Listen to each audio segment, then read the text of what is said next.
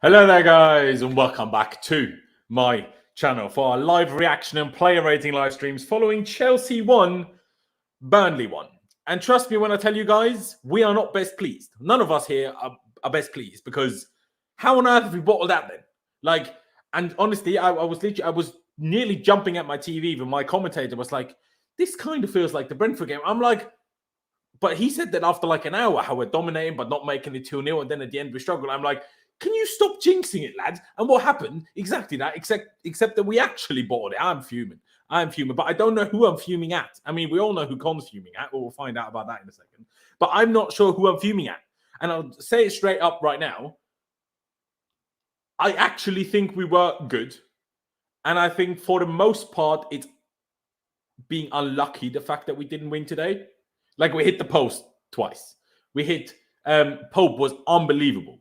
And what was that other thing that I was just thinking about? Havertz, this big chance to make it 2-0 earlier. That clearly took a deflection from the defender. I don't know how it didn't give a corner.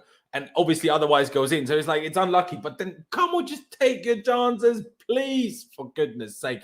Infuriating. We'll obviously talk about everything in detail. But I am joined by three very, very special guests. Charlie's first time appearance on a post-game stream. So first of all, Charlie, thank you for joining us. Aside from the game, I hope you're well, but just super quick summary before we get into everything in detail. What do you make of that? Just frustrating, really, I think is the word. You know, dominated the game completely, 25 shots. But again, just a familiar story, going back to kind of back end of last season, kind of what defined Lampard's reign, just not clinical at all. These guys just don't put the ball in the net. It's, you know, needing 5 or 6 chances to score 1 goal. And at the top level, you're going to get punished for that. So look, I don't think we played badly, but just not clinical. And it is going to cost you. No, it is. It is. Well, not only, well, it factually did cost us. And it's just really annoying. It's just really annoying. Con, I know who you're going to pick out most, but in general, first of all, thank you for joining, obviously. But I don't even know what to ask. That's how still my brain is all over the place. Still, what I want to be annoyed about most here. So, Con, what are you annoyed about most here? Yeah, I'm annoyed about a lot of things, bro. I can't lie. Ross Barkley being the top of that list. I know people are going to say he played all right, but who cares? We have a lot of players who look good in like deeper areas, who can dribble, who can make good passes. When it comes in front of goal, that's where we struggle. Ross Barkley comes today, bottles it again. Shoot, like, how did he sky that? I was like to my mate, is that a corner? And he was like, no. And I was like, you can't be serious. And he goes off. Chilwell, 3, who is on fire in front of goal. Doesn't pass because the arrogance in Ross Barkley. Don't know why Tuchel starts him over Loftus-Cheek. I can't get my head around that for a start. Ziyech, who's been on good form, like relatively good form at least. He scored last game. He doesn't even see a minute today. Pulley comes on the 82nd minute. What's going on, man? We bowled it. Like, I know it's not the end of the world. We're still top of the league. I get that. But 2 points lost when we didn't need to. Like, we really didn't need to today. And we did. Defense fell asleep. Rudiger, step up, man. Like, just get your head out your ass for 1 second and just step up. Christensen and Thiago Silva, react. Don't just ball watch, you know. Thiago Silva, world-class centre-back. You expect a bit more than to ball watch. Mendy left in no man's land, you know. This guy bowed us out against Brentford, and our defence just... I'm fuming, bro. I'm going to let you get to clutch because I could waffle here for hours on end. Okay. Let's get to clutch then. Clutch. What frustrated you the most? Because there's a lot of things, and we'll get to, and we'll actually get to player ratings quite quickly, because there's, I think, a lot today that not hinges on individuals, but kind of like makes it easy for us to talk about certain things as we talk about players anyway. But what pissed you off the most, I suppose?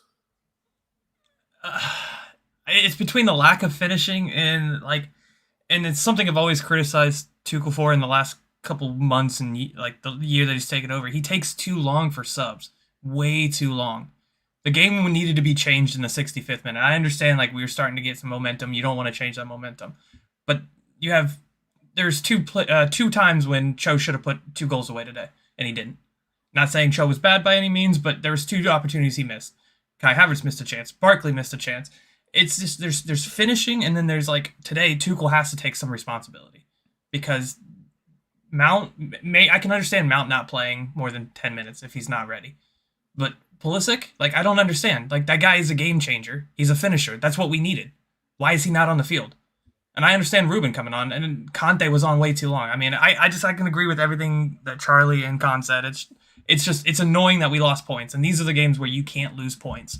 You have to get them, and we lost points today. It's silly. It is silly. Has anybody, because I haven't been able to follow the chat just yet. I haven't missed the super chat, have I? Because that would be rude of myself. I hope not. No. If so, someone tell me. But anyway, let me quickly actually find my own thoughts, because I agree with what all three of you have said, and I think kind of the reality is kind of, or not reality. I'm not saying you're wrong. I'm saying it's kind of a mix of all of you guys, because Barkley messed that one up. Callum messed his moments up. Kai had moments that he messed up. Even Reece, who was probably the best player on the pitch, had moments that he messed up. And it was just like, and Con mentioned it there, the defenders, we seemed almost a bit too comfortable.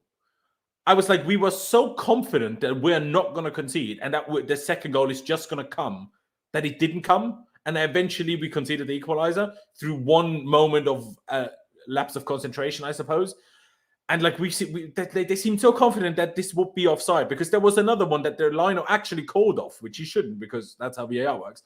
And I really wasn't sure whether that was offside. There's no chance in hell that lino just knew whether Cornet was offside in that moment. I mean, Cornet turned away from the goal anyway, so chance of them scoring that moment are probably somewhat slim, right? But still, so it's just we just felt too comfortable. And I mean, people are going to tell me I have this agenda and that agenda, but someone tell me why N'Golo Kante starts games against Burnley. I don't understand why. I don't get it. And today, in Kante terms, in terms of against these types of oppositions, he wasn't even, like, he was actually decent compared to other games. But still, I'm like, Jorginho has 3 times the work to do when Kante's on the pitch, because Kante never moves to make an easy pass. And Jorginho always has to make it more difficult and go backwards 3 times as much as when he's next to Kovacic or Ruben, because Kante never drops to make the easy pass. I don't understand even why no one sees this other than me, apparently, or if I'm wrong, one of the 2 options, because I've never heard anybody else mention it. And I think it pretty much every time I watch Kante play. But then he had this lovely turn that people are going to meme and say, look how great he is, though. I'm like, yes. But is he going to be the guy that breaks down Burnley? No. But at the same time, we had plenty of chances whether it is Kante or not. So does that make a difference? No. So we should have found a way. And I mean, I can't remember which one of you mentioned, I think it was you, Con, mentioned Chilwell. When you mentioned Chilwell, I'm like, Chilwell was so poor today. Like, nah, yeah, I don't even know where to begin. And yeah, I can already see it. There's like, Kante, and why are you getting a Kante? I'm like, because we're playing Burnley. Everyone knows what Kante is great at. Why did we need it against Burnley? I'm not saying he's the reason we drew, not by any means. Of course not. He was decent, but why does he have to start? I mean, I know Con and Clutch as well. They said, why did Barkley start and not Ruben? I'm like, well, Ruben so far, I know he came on instead of Barkley in the end, but so far it's kind of played way deeper. So I get not putting like Ruben higher up the pitch like Barkley played today. But what, like, we could have done with Ruben so badly in midfield today, just to drive through a few of their players sometimes. And what's Burnley best at? Physicality. And what do? We take our most physical midfield out of the team. I just don't get it. I honestly baffled by that. Absolutely baffled by that. But let me just get this screen going here so we can actually talk about the lineup, I suppose, and then obviously players as individuals. But Charlie, let's try to stick to a few positives. We did score a goal. It was a nice goal. But was it enough? Like, how we missed chances, but did you think it was just the finishing was the problem, or was there also a moment where just the creation messed up too much? I don't think when you have 25 attempts on goal in a match at home, you can put it on a lack of creativity. I've been critical of lack of creativity in the past because we have lacked that. But I don't think for this particular game you can say we weren't creative enough, because we created plenty of opportunities. We just weren't good enough in when it mattered the most today. And on a number of times this season, we have been good enough, but this particular day, we weren't good enough. I just put it down to you'd have to say a lack of quality. These aren't bad players, but for whatever reason, our finishing is so poor. You've got no players that you would rely on to go through on goal and score. I mean, who are you picking today? If they go through and score in the attacking third of the pitch, I would definitely back them to score a 1-on-1. None of them. You probably back our fullbacks more than our attacking players to go through and score today. That's a problem.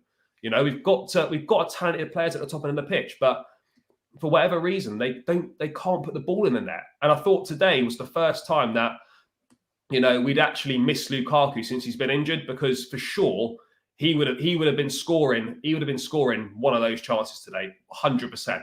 I know we don't know that, like, because he wasn't there, but you can pretty much say he would have scored. Havertz, I'm pleased that he scored, and it was a nice goal. Reece James, again, fantastic delivery, great header. Defending was non-existent, so pretty much a free header in the box for him. But you still got to put it in the goal, and you still got to pick the ball out. So fair play to them for that. But other than that, it's just not good enough in the final third of the pitch, and it just feels like a bit of a broken record, because, you know, even against Malmo, we only scored one. That was enough on the night, but we didn't create an awful lot against them either. So I'm not saying it's not panic stations by any means, but I think we do need Lukaku back in the side, and we need to get him firing quickly, because I don't really know where a sustainable source of goals is coming from in this side. I get what you're saying. It's a weird one, because on the one hand, you don't want to be relying on one or two people to always score goals, because if they run out of form, you're in big trouble. So on that side of things, it's great that we have so many goal scorers and that we can change it up so much, and that it's very difficult to like stop us scoring goals, because, you know, some teams, you stop one player, you're kind of fine, right? But with us, that doesn't really work. But at the same time, on days like today, that's exactly the problem, if that makes sense. So it's a tough one. Let's just start with the player ratings. You know what, guys? Because we are 4 people, and because there's going to be a lot to talk about, we're going to be here for a while anyway. So let's just start that. As always, Con, because you know, you pointed it out the other week. Let's just start with you. There's not really much to say about Mendy, is there? So what did we do?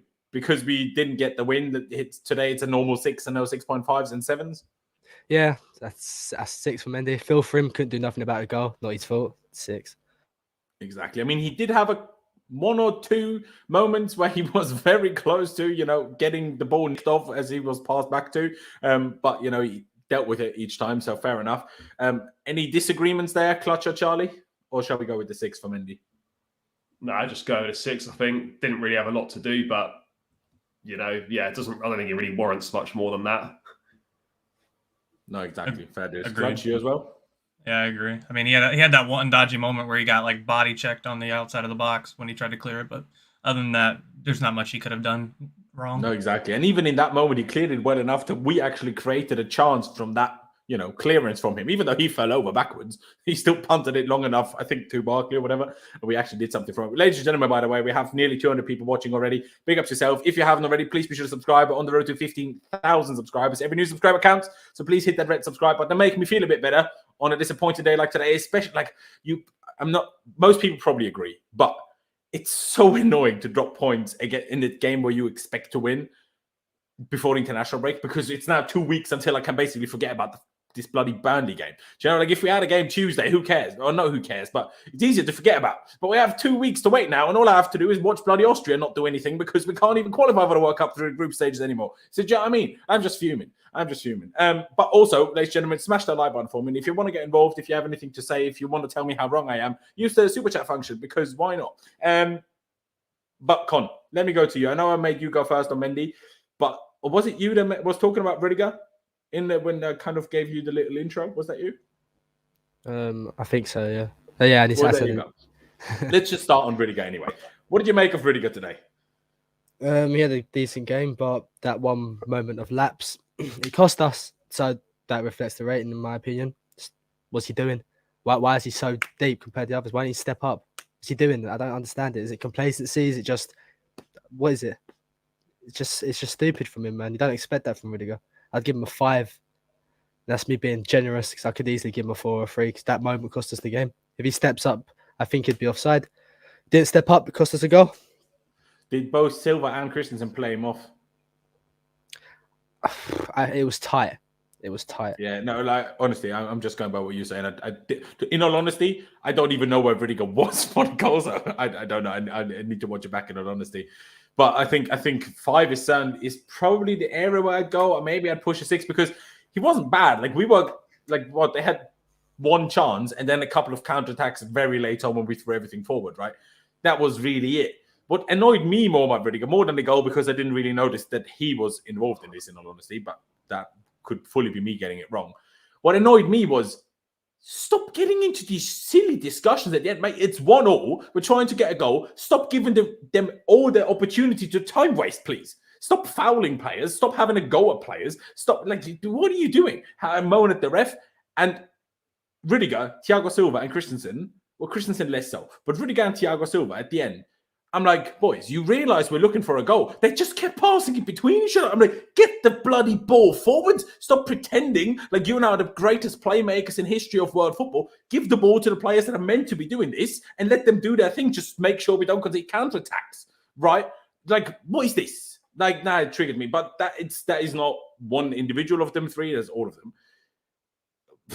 I don't know. I honestly, because I didn't really see whether he was at fault for the goal like Con has, I probably would have done the 6, but like I said, let's see what you boys, Clutch, and Charlie have to say. Clutch, first of all, did you see whether Rudiger did anything was involved at all about the goal, or what did you make of Rudiger overall? I suppose I would pretty much agree with everything Con said. I mean, he did play him on, which when the other two stepped up and he didn't, he got caught lacking focus, which is something we don't associate with Rudiger. I mean, I tend to agree with maybe a 5 or a 5.5 for him because, I mean, that was literally the thing that cost us 2 points.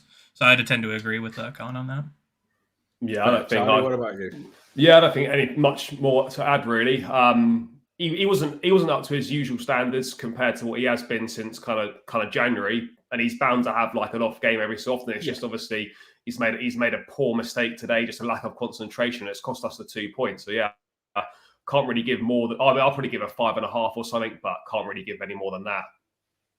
Yeah, I mean, it does seem, according to what the chat is saying as well, that Connie's definitely right, and that he played them or him on side, or well, them both, because obviously they crossed it or squared it right in front of the goal then before Mendy. So on that, then I would probably go along with the 5 because I don't know. Rudiger's long passing was just not happening today.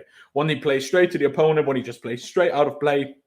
I'm just like, nah, just wasn't his day today, unfortunately. And then obviously he didn't help for the goal, which is unfortunate. Like that's the problem in games like this. Because we didn't take chances, but essentially we played well until we conceded. And had we won 1-0, we'd be here like, yeah, it's annoying we didn't take the chances, but we dominated everything. We're still great, blah, blah, blah. And at one moment, defensive of a lapse of concentration, and we're all fuming. And we have every right to be fuming. We're fans. If we wouldn't be fuming about this result now, we'd be weird fans, right? But it's kind of like it's difficult for ratings because I'm like, well, how much do I take away for one moment when outside of that we were actually quite good, aside from the finishing, but we're not obviously talking about finishing when it comes to these defenders. Although I say that, on going to Thiago Silva, the poor guy hit the bloody post. Probably should have done better because he headed it against his own shoulder, and from there on it went onto the post. That's the problem. Christensen had such a good heading chance early in the game before we ever made it 1-0 that he probably should put away. But that's probably a reason why he's never scored a header for us. I mean, I know he scored with the foot the other week, but still never scored a header. But should have done. And Thiago probably should have scored as well. So the finishing to some extent comes to them too. But again, because Con, you clearly have seen the goal that we conceded much better than I have, because I had no idea about Rudiger. Maybe you're best equipped to judge because I don't know what to do with them because no, they weren't bad. I actually thought Christensen, until we conceded, I think was absolutely amazing. The guy was winning headers over Chris Wood like it's no man's business. Remember a few months ago when everyone was saying, oh, Christensen is not too strong enough and he never wins headers and he always gets out-muscled, and against the big forward and the bullies, he always gets bullied. And the opposite of that. I thought he was by far the best of the back three in terms of defensively and in opening play. But then in the end, it's not his fault that we concede as such, but he's one of the back three that kind of just all messed up. Yeah, Rudiger plays them on side, and then there's too much of a gap between Thiago and Christensen for them to obviously be in between them. So I don't really know what to rate them. I can't like on. So what do you reckon? You can do both in one go if you want. Like it doesn't matter. But what would you do about both of them, I guess? I do think there was ball watching a little bit. I know Rudiger played him up, but I think there was ball watching a bit. You expect a bit more. But yeah, Rudiger really did sell him out today with that. Christensen was good today, yeah. I don't know why people sleep on his heading ability. He's really good in the air, like really good. If you look at his numbers, he's exceptional. I think Thiago Silva was good as well. I remember that count they had. He caught up to Rodriguez, and we didn't concede a second, luckily. So I'd probably give them both sixes. To be honest, we conceded. They did ball watch a little bit. He's a bit hard. I don't know, but I can't really see anything higher than a 6 for either of them today. Fair dues, fair dues. Charlie, let me go to you next. What do you reckon about both of them? But you can go individually, of course. So I don't think they were that bad. Look, Thiago Silva, let's be honest, a player of his quality with that headed chance should probably be sticking that away, but I don't think he deserves to be marked down for that. Like pretty good in defence, as Con said, kind of stopped that counter attack late on. But other than that, not a great deal to do. I mean, I might probably go 6.5. Being generous, really, and Christensen probably about the same. Not an awful lot to do. Did have a good opportunity, but yeah, just a little bit of lack of communication, perhaps with a big gap for the goal. But yeah, I don't think really. I'd say 6.5 for the pair of them. Fair enough. Clutch, what about you? What do you reckon? I'd probably agree with both of them. I think Thiago Silva was probably a 6, but Christensen was a 6.5. Christensen won 7 out of like 10 headers or something like that, and I do think he was the best of the back three today. But both him and Silva got caught ball watching, and for a player like Silva who just reads the game so well, to get caught in that situation, that's unacceptable for him. Like if it was anybody else, I could understand, but for Thiago Silva, like you're so smart at the game, and you get caught that way. I'm sorry, you can't do that. So I'd probably go a little lower for him for that. I'm not sure if I'd even give we could give Silva as 5.52. I think. I just think we need to give Christensen higher than the other two, because I think until the goal, and they were all Thiago and Christensen were equally to blame for that. I think he was just by far the best of the three. But I'd go along with it, I guess. So we have 2 6s, 2 6.5s. 1 split and me split. So I guess it is a 6 for Silva then and a 6.5 for Christensen. I'm sorry if I messed that up in my head now, but I hope that makes somewhat sense. Actually, on that note, we haven't really, we touched on the lineup, but was anybody particular, let me go to you. Other than Barkley starting, was there anything that was upset you about the lineup, or was it like, well, with the injuries we have, probably what we was always going to go with today? The Barkley thing upset me a lot. I can't lie. I don't know why this guy starts. And the Nagolo thing as well. He's class. Everyone knows he's world class, but we don't need him for today. Put Loftus there instead, man. He's going to do a lot more in the game. You'll notice him a lot more. Jorginho can hold it down, and Loftus isn't a slouch in defense either. He's been drilled. He's more disciplined now. He's not Loftus of like 5 years ago. He does his defensive side. So when I see Nagolo,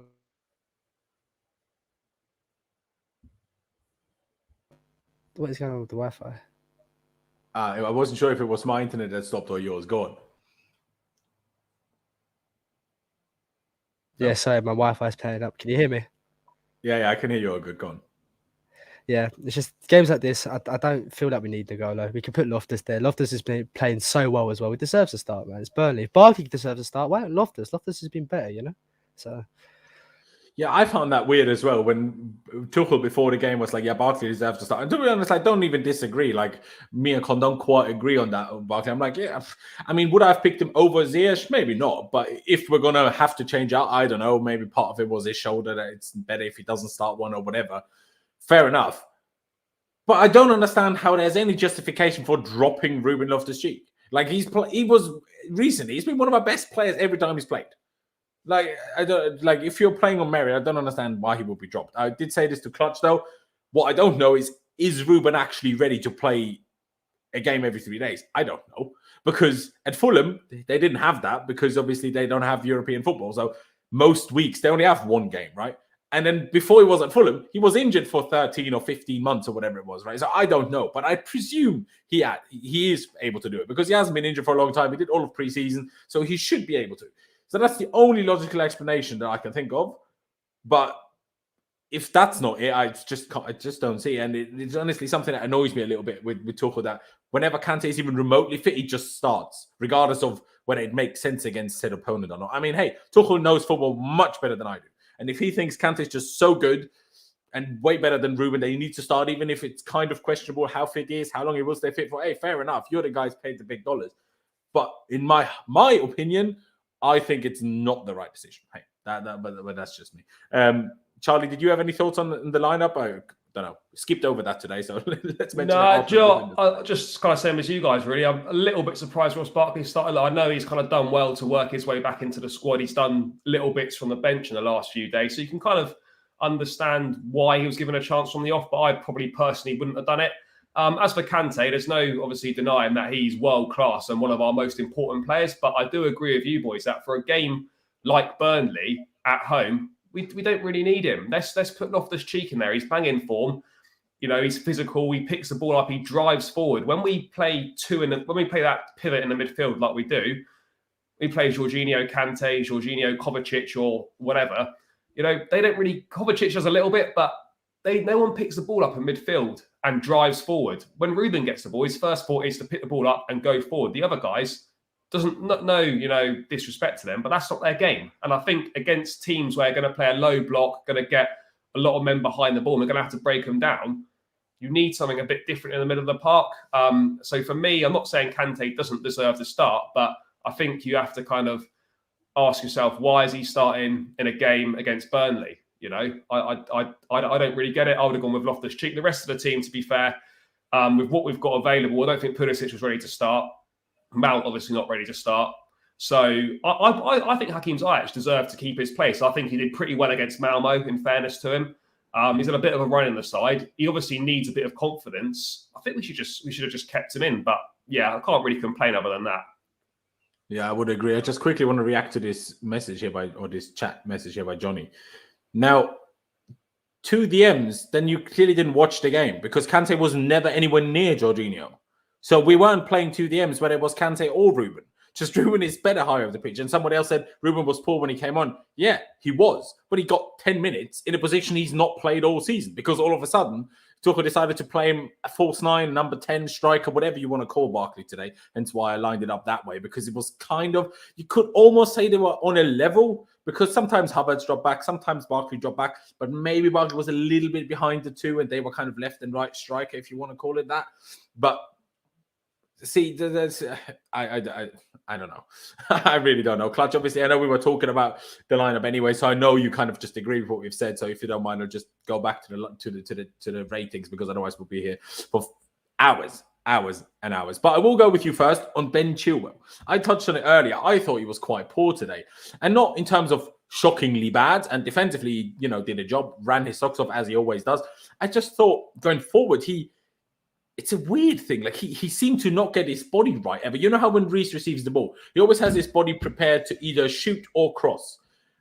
Every time Chile received the ball today, he was kind of too narrow and was always forced to play a cutback. Like he never had his body open enough to play a cross. Like that wasn't never even a possibility when he received the ball. And that was kind of frustrating, especially late on. There was a couple of moments where I'm like, why? Why are you so inside? Stay a little bit further outside, mate. So I don't think Chile was very good today in terms of, you know, even you know, without the we should have scored more. But the other guys at least, you know, created and had chances. Sure, they missed them. But Chile was the one where I was like, okay, your offensive output in general wasn't that great today. Would you go along with that, Clutch, or do you disagree? I think I partially agree with that. I mean, you really didn't notice him, but if you look at his stats, he had 2 crosses, 3 long balls that were good. He made, 3 clearances or something like that. I think defensively he was good, but offensively, like, he just wasn't there. The ball wasn't either coming to him or wasn't in the right position. There was one time when Kai kind of tried to lay it off and he swung and missed at it. So I would probably say, I don't know, 6.5 probably. I mean, he's a hard one for me. 6.5. Okay, I wouldn't have gone that high, but fair play. Let's see what the other guys say, and then we'll obviously find a democratic medium. Let me go with you next, Charlie. What do you make of Ben Chilwell today? Do you know what? Compared to the recent high standards he set for himself, I thought his performance was a little bit underwhelming. But having said that, defensively, I thought it was pretty good. It was the attacking area for me today where I thought he was lacking a bit. So, yeah, I mean, I'd say a 6, really, that's kind of being generous, maybe more towards 5.5, but 5.5, 6 for me. Good defensively, but I think he just let himself down in the final in the attacking areas. And obviously in this system, the wing backs are so important. We could have done with a little bit more from him, but can't be too harsh because he's been in great form for us. But yeah, a bit of an off day for him today. So which would you go with more though, 5.5 or 6? So I can have 5.5. 5.5. Fair dues. Con, what about you? Yeah. Chilwell wasn't his best today. I think we all know that. I don't think it was terrible though. Like, I'd probably go with 6. I think he was just as good as Silva today, I'd say. Okay, it's a really difficult one because usually this comparison struggle is only for the goalkeeper, but today I even think it's for the centre backs because it's like they had one bad moment, otherwise they were good. But that moment cost us arguably more than anything bad that Chilwell did, essentially, because it's not like he missed one of the sitters or whatever. But in terms of how good, I'm like, you should be playing in this position against this type of opponent. I'd even back the 5.5, but even then the medium is of Clutcher 6.5, Con 6, and now 5.5. We're still going to go with 6 for Chile. We can still come back to it and see if we firmly disagree later on. Obviously in the chat, if I've seen someone say 4, someone say 5. I mean, if you guys want to put in the chat what you thought, obviously the other people other than those two that already mentioned it, do put it there. And hey, as always, if you want to change your rating, use the super chat function. I mean, I'm not taking a piss in all honesty, but you obviously don't have to do that. Let's go to Reece James. In my opinion, our best player today because the assist was wonderful, really good. Some of the link-up play between him and Jorginho, to especially like at some stages in the second half to get us out of pressure, was unbelievably good. There was one moment where he was just literally running the length of the pitch with the ball at his feet. And unfortunately, the stop and turn in the box to cut it back is unfortunately messed up. And what a run that was until that point. Hey, if we're dishing out high ratings, they're going to come soon because Reece was brilliant. And obviously not involved with the goal. That's where it hurts me because I'm like, yeah, no, we dropped the points. But how much of that is Reece James' fault? I don't really know. At the same time, like silly moments, like when he kind of clapped the guy on the head a little bit, I'm like, yeah, I like the shithousery in a way. But I'm like, in a sense, that just riles the opponent up. If we're just 1-0 up, don't rile them up because that makes them fight even harder to get a draw. Don't rile them up. Be like nice to them. If you're 2-3, 4-0 up, then rile them up as much as you want. But don't rile them up before. So, but I honestly, in terms of how good I think Reece James was, I think we should give him as something like a 9. But because we drew, I'm not sure if we can do that. So I'll need you guys' help. So this time I'll go with you first, Charlie. Do you think a 9 out of 10 is just too high when you drop points against the Burnley if you're Chelsea? Or can you actually do that stuff? For me personally, I probably would give him an 8 just for the fact that we kind of didn't win the football match. I know it wasn't really anything to do with him, but I think he's not won at home against a team in the relegation zone. I'm not sure you can be giving someone a 9 out of 10. But I mean, I thought it was great. I'd give him a solid 8, 8.5. Going forward, fantastic delivery, absolutely spot on. He was only a post away from picking up 2 assists today. He's a vital weapon in our armory going forwards. Makes a big difference. He's playing well, as you said, linked up well with Jorginho, etc. I thought he had a great game, but because we didn't win, I don't think I can give him a 9. So I think an 8.5 for me on that one. I thought he was outstanding, probably our best player. Fair dues. Hey, fair dues. I think an 8 is also reasonable. Let me go with you for next then, Con. What do you reckon? Do you go along with Charlie that you can't just go 9 when you drop points?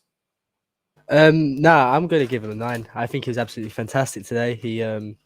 Why is he the most dangerous player on the pitch for us going forward? I don't understand that. I really don't. But he just did everything right today. And the yellow card was so soft as well. I don't think he deserved the yellow card for what he did. No chance did he, because the other guy in the first half sent Kai Havertz flying all the way to Narnia into that stand.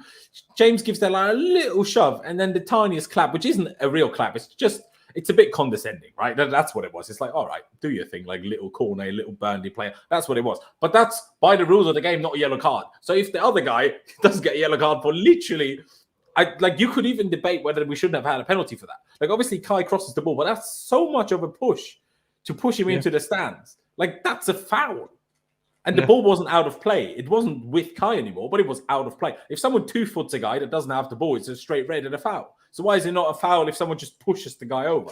It's a weird thing that nowhere in football are these things given as fouls. I'm like, I never understand. Why are you allowed to push someone over after you cross the ball? It makes no sense, really. But yeah, no, like I said, I'd agree with the 9. I know people might say, oh, that's going too high, but it's not his fault that we didn't score more, in my opinion.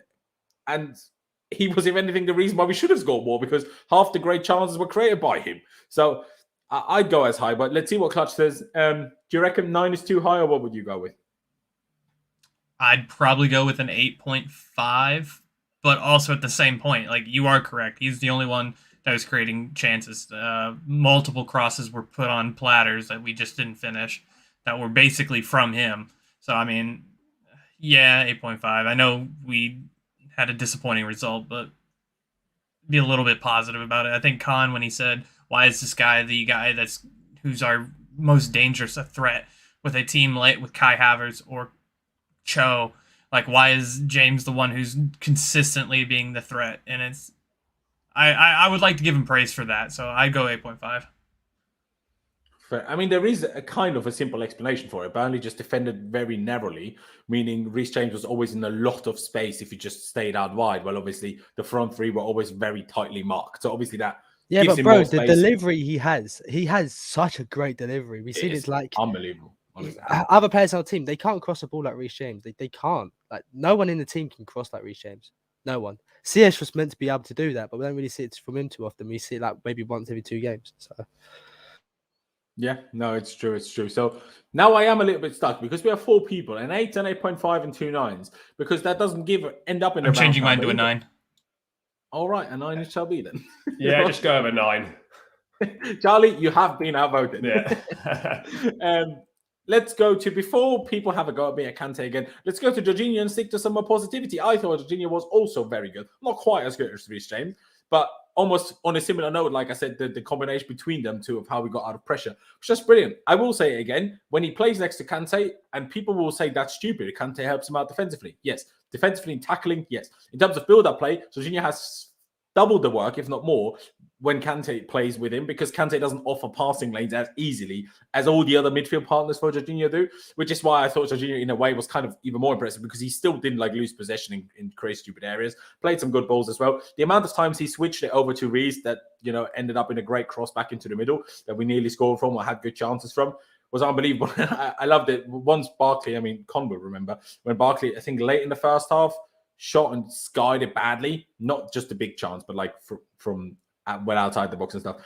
And you could just see Jorginho storming over to him, just play it over to the right side where we always have space. And then there was one moment in the second half when Reece came inside, it was a bit more narrow, and Kante was fully out wide, and Kante kind of didn't push up quite high enough. And Jorginho was like fuming, like, go high up the pitch, because it was so obvious that was our way of hurting them. Play the ball out wide to the right and get it in the middle. That's how we hurt them, because on the left it wasn't quite happening. Number one, for their defender being a bit better against Chilwell. Number two, Chilwell not having as good a day as Reece James.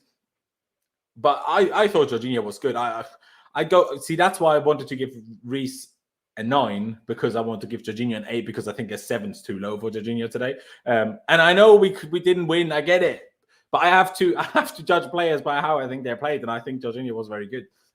I'd give him an 8. People might tell me I'm crazy, but I would honestly do it. Dane K agrees, so I'm clearly not the only stupid one. At least that's something. Let me go with you next then, Clutch. What do you make of Jorginho today? Now that we gave Reece James the 9 as well. I think in a game where we have 70% possession, most of that's down to Jorginho controlling the game. When we see him in the game, he's always taking control. He's always bossing the midfield. I think you are correct when you were talking about, like, it's harder for him to get out of presses. It's harder for him to play those balls more progressively when Kante's around, because he's not next to him like a Ruben or a Kovacic would be.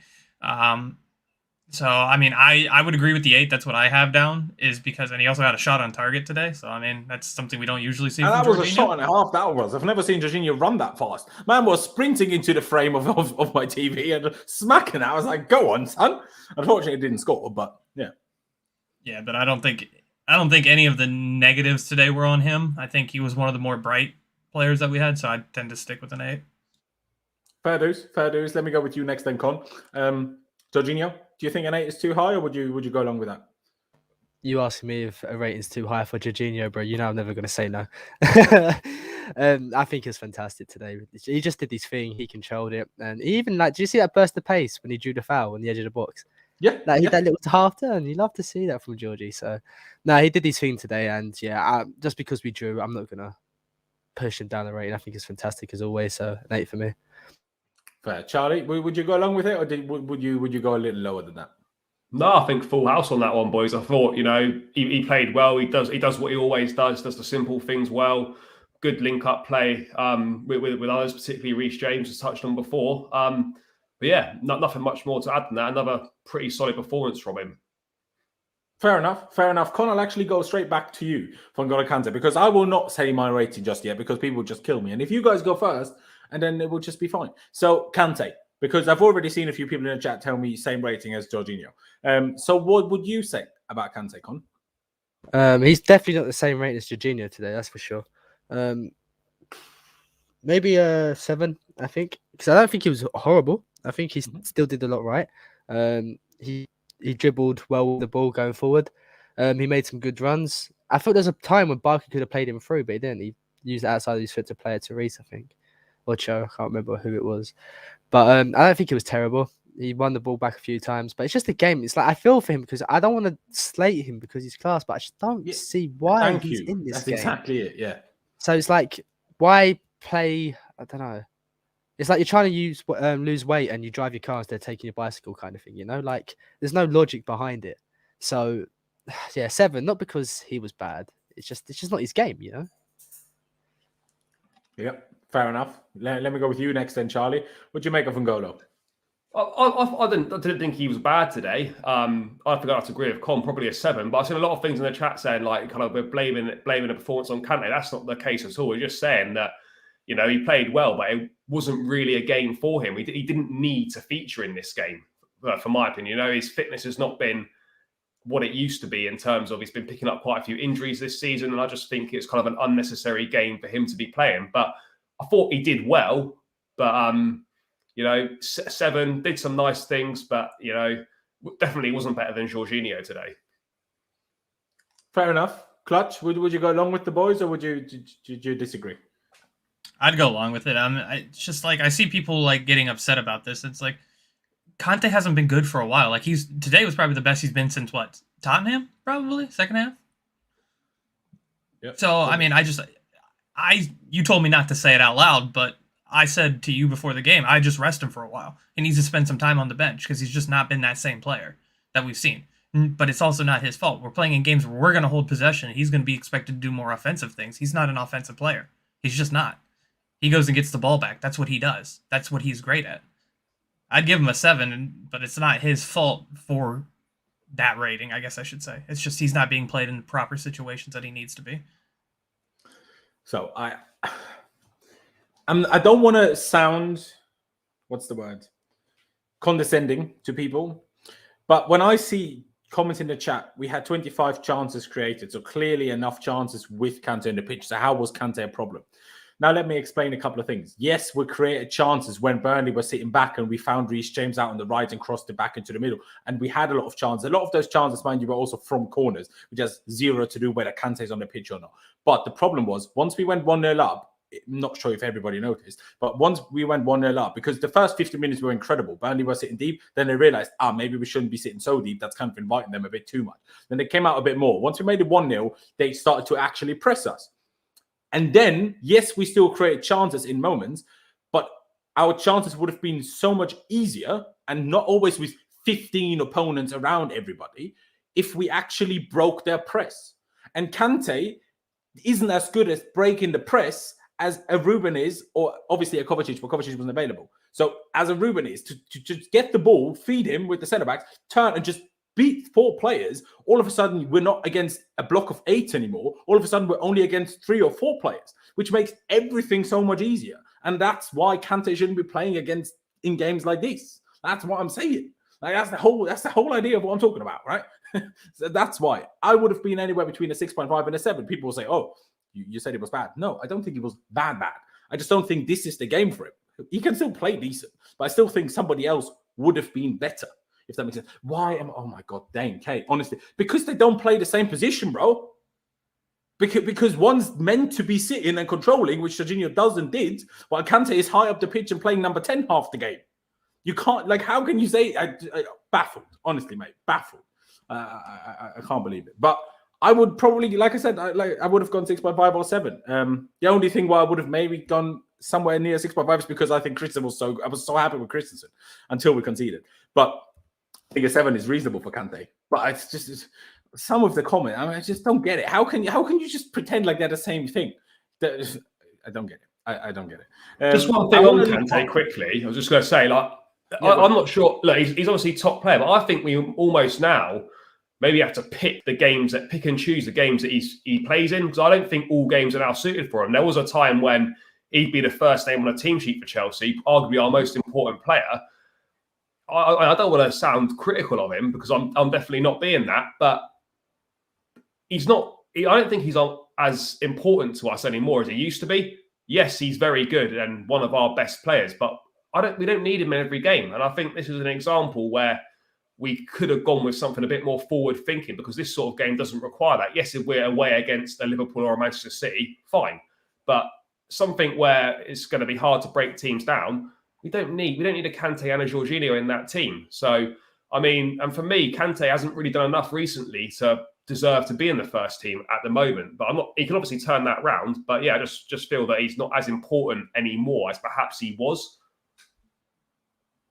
I completely agree with what you're saying, and that's not because, I mean, partly maybe he got not worse is the wrong word, but just not as consistently fit. But I think the bigger reason for that is that players like Ruben and Kovacic have just found better form, number one, and the rest of the team just functions better in the system. Hence why we're less dependent on Kante's incredible ball winning ability, because we're so good at defending high that Kante's best quality is a little bit less necessary for us, which is essentially what I'm saying. And people will say, because no one will clip this up, not me saying this, but no one will have a clip of this Kante moment in the game. People say that's just an agenda.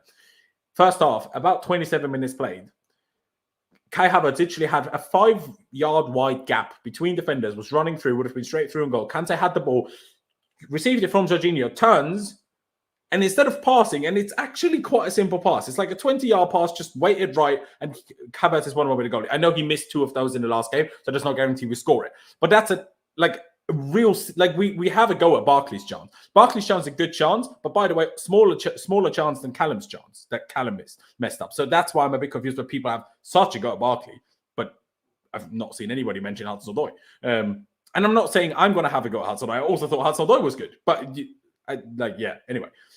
But that ball is like, you need to play it. And why do I say Ruben would play it? Because Ruben literally played that very pass for Kai Havertz against Malmo midweek. So that we literally know that Ruben would have played it.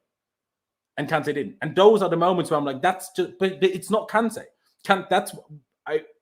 If Lampard found a way, or Tuchel would find a way to make Kante the deepest of the midfielders and to make that work, brilliant. What I don't like is Kante being so high and then having to make these decisive passes because he just won't. And that's just him. That's not like, that's if I put Thiago Silva there, he's not going to do it either. But then people are still going to say, but Thiago Silva is amazing. Yeah, he is, but not at that, right? And yeah, that's just it for me. And yeah, no one, I won't go back to clip the past, the moment up. It was, if you don't believe me, just please believe me, because it was such an easy pass and Kante should have played it and Kai would have been one way to keep it again. Who knows if he scores? But it would have been an absolute sit-over chance. On that note, why don't we get to Kai Havertz? I actually want to leave Ross Barkley last because I think it's going to be a bit of an interesting discussion. Let's get to Kai Havertz because he scored. Great header. Has he scored with his foot yet this season? Oh yeah, against Malmo at home he scored with the chip. But scored another headed goal. Obviously the second Premier League goal for him this season. The first one was against Liverpool, also with his head. And then he had obviously the big chance to make it 2-0. I still think that the defender actually blocked it over the goal. We should have had a corner. He called for the corner. We didn't get it. So that's why I'm not going to be so harsh on him for missing the chance, because, well, it's a block. Yes, could he aim it in a direction where you can't get blocking? Sure. But that's why I'm not going to be that harsh. If you guys want to be harsh and think, regardless of the potential block, it's still a bad miss, fair enough. But he scored, and he was involved in that. But I still don't understand the guy sometimes because he worked so bloody hard today. The fact that he kept playing after how he clattered into that advertising board. I mean, he had his whole thigh strapped up in the second half. I mean, he had a bruise straight after he crashed in, like clattered into the advertising board, right? So, and if you've ever clattered into anything, you know that you have to clatter into something bad for it to bruise immediately, because usually it takes a minute to bruise up. But the guy was bruised by the time he came out of the stand again. So he kept playing, he kept working hard, he kept chasing everything he could, kept dropping back to help, he kept making runs. But when he actually received the ball in important areas in the final thirds, the judges weren't there, the decisions weren't there, the shots weren't there when they needed to be. So Kaiser scored, did good things. It's Kai literally at the moment is doing a bit what Timo does usually, where I'm like, he does so many useful things for us, but when it's actually important, when he's on the ball, he's not. It is very difficult for me. I would go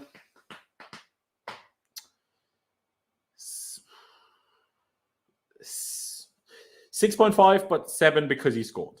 Because if he doesn't score, then maybe no one scores, and not only do we not win, we even lose, theoretically. So that's why I'm going to give him the 7. But I think in terms of actual performance, outside of the goal, it's more of a 6.5, maybe even 6. But let's see. See, now this is what I see again. Okay. I gave Kante a 7. Can you not see the rating? So don't be telling me I said he didn't have a good game. I said it's just not as good as somebody else would have been. But fair enough. People are annoying me now. Who wants to go first on Havertz? Why don't I go with you, Con? Because you love Kai. So I'm intrigued what you think. Do you know what? And this goes for all our forwards. I'm just getting kind of bored the same. They kind of played well. We need goals. That's what we need. Like people saying Barkley had a good game, Cho had a good game, but they didn't score. That's the whole point. They're there to score and assist. That's the fundamentals of it. We don't base players on GNA, but when it comes to forwards, you kind of have to get some at some point. And Kai should have had more than one today. Like that chance was all Reece James, absolutely peach of a ball. Yeah, great header. He has to still do it, but Kai needs to do more, man. He's missing far too much. And if that was CH missing how Kai is, you wouldn't hear the end of it. So why is Kai treated any different? I don't care about age. If you're playing for Chelsea Football Club, you're held to the same standard. Whether you're 30 or you're 21, you're playing for Chelsea Football Club. The standard's the same, Don't care about your age. And that goes for Cho as well. That you can't keep missing chances, man, because it's costing us games. 25 today, man. How many did Kai have? About 5? 6? It's just not good enough, man. And I want to give him like a 6. I know he scored, but I generally do because he needs to be scoring more goals. And that's what cost us. I know the defense had a lapse, but surely we can score more than one goal against Burnley at home, right? £70 million, man. Hudson-Odoi, Bayern wanted him for over 50 million. They need to start doing stuff. They just can't, because otherwise they could be a bench, and Chelsea going to go buy a Chiesa or something, Roman ain't going to sit around and just wait for these players. You've got to start performing, Murat as an example. How much we paid for him? Like 60 mil? He didn't do the job. Bang. We go get someone else. That's how Chelsea works. And you can play well, you can be great in build-up, but bottom line is you need to start scoring goals, because for the last 2 seasons... Unlike the other two, he did actually score. I know he should have scored more, but at least he did score one. He did.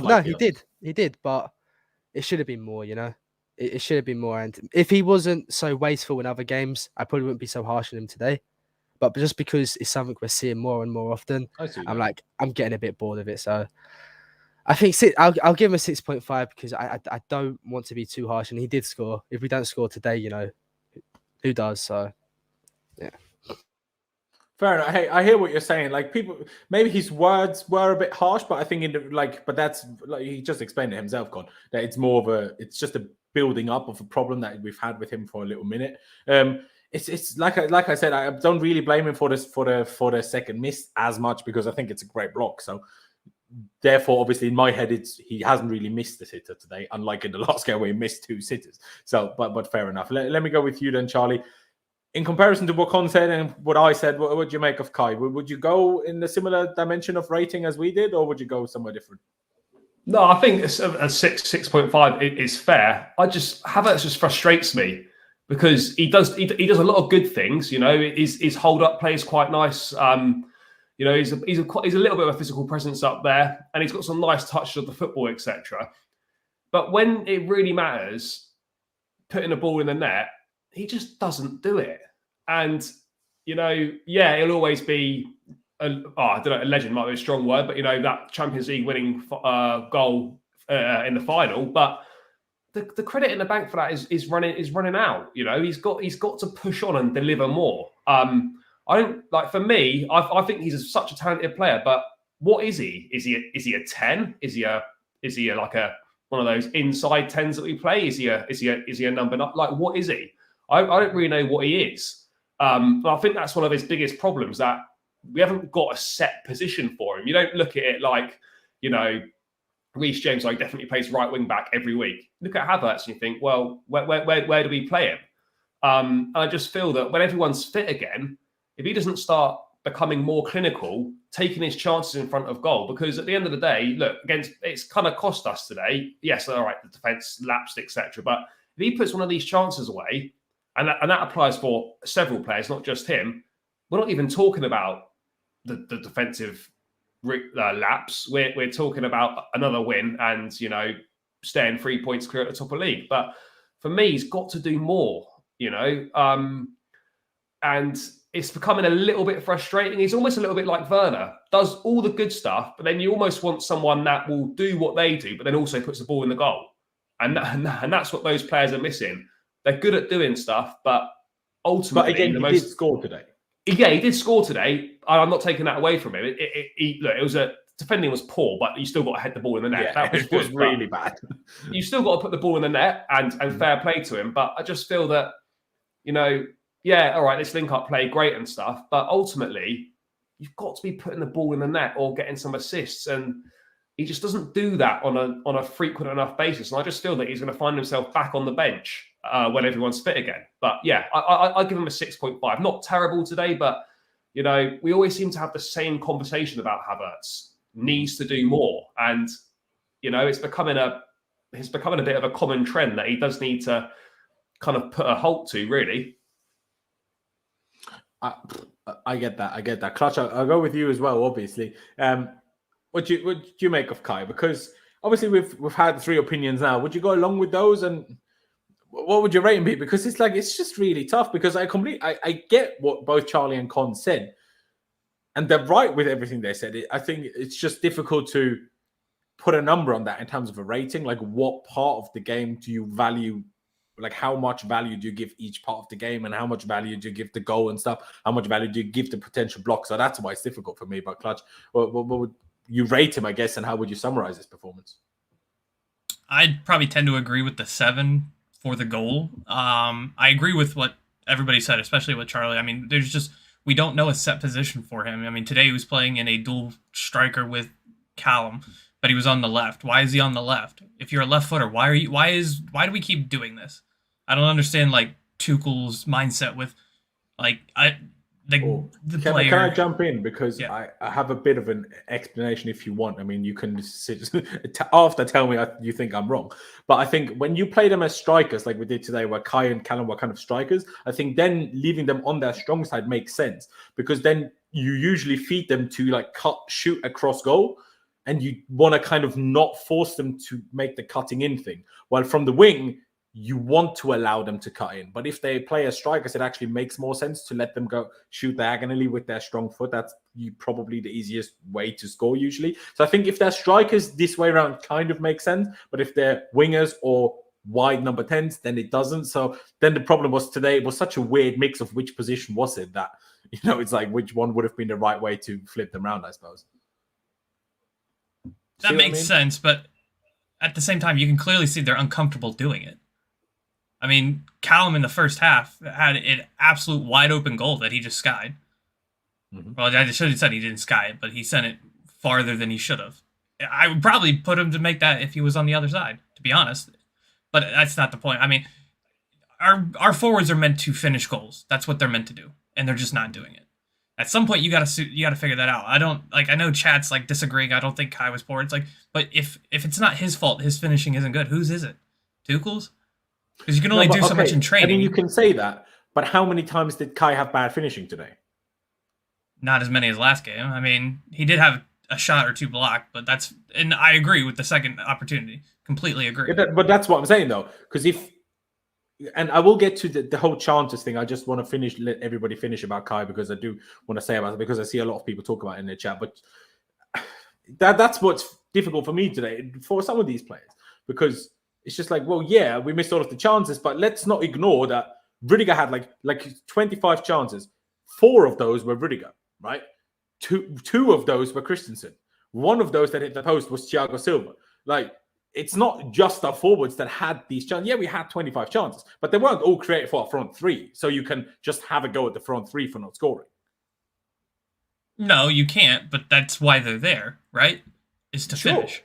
But that's why I'm saying the 25 chances stat is only relevant if you blame everyone equally. If you don't blame everyone equally, you got to ignore how many chances we created and only focus on the chances we had for the forwards. If you're not going to be as harsh on the defenders for missing them. For sure. I mean, I will be on, like, Christensen had a wide open opportunity that he should have hit, 100%. But I would agree with that with everyone. I mean, everyone had an opportunity they should have put away today. I shouldn't say everyone. All of the front 3 people in defense should have had all opportunities. 6 different players had open opportunities that they missed. It's just we're lacking that finishing touch. I mean, I don't blame Kai, because I agree with the notion that he is playing the Timo role, which is he's working his socks off, he's doing everything for the team, and the end product's just not there. I get it.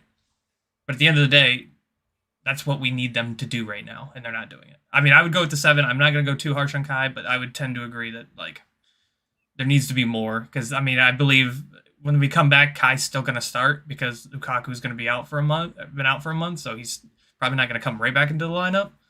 But we're getting close. Well, it's been a month since he's played. Okay, overall a month. Yeah. But actually, sorry to interject there. Can the chat please help us? Because now we have 2 6.5s and 2 7s. So please help us decide between 6.5 and 7. If you go below 6.5, it will count as a 6.5. And if you go higher than 7, it will count as a 7. So everybody just put your ratings for kind of chat, and I will get a rough overview. I have one 6.5 there. Let's see what other people say before we get, obviously, to the other guys. 7. All right. 6.5. 6.5, 7, 7, 7, 6.5. Well, I mean, that seems about as equal as anything. So that has another 6.5 or 7.5, but that's just counted as 7. I don't even know.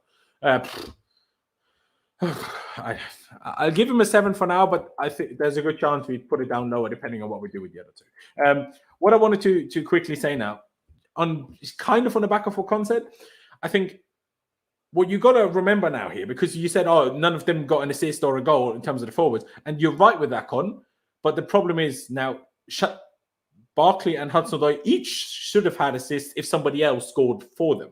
Like, they can only be blamed for the chances they didn't take themselves. They can't be blamed for if they feed someone and that guy doesn't take the chance. So it's like, yes, none of them got assists except Reece, but they can't be blamed for that. And one other thing I want to mention, people talk about these, like, I'm kind of touching it already with how many chances were like from corners and like the headers and stuff.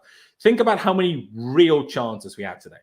The goal we scored, Kai's chance that got kind of blocked, Callum's chance early in the game and then late in the game, so that's 2, and Barkley's miss late on.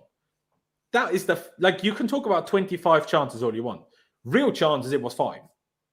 I know, okay, Christensen, but that's what I'm saying. If you want to be as harsh on the defenders as you want to be on the forwards, then you can count Christensen's header and Thiago's header and Rudiger's header, because all 3 of them should have scored today.